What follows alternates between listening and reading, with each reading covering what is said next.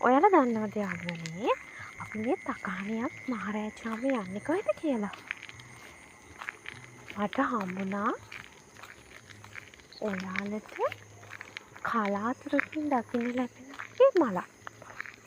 අන්න ඒක පූජා කරන්න තමයි මම මේ තකාණියක් දුවගෙන යන්නේ. ඔයාලා දන්නවද මේ මල මොකක්ද කියලා? බලන්න අඳුරනවද කියලා? කඩපොල් මලක්.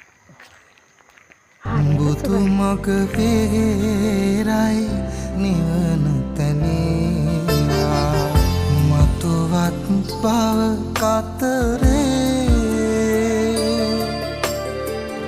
උපදීනම් සසරේ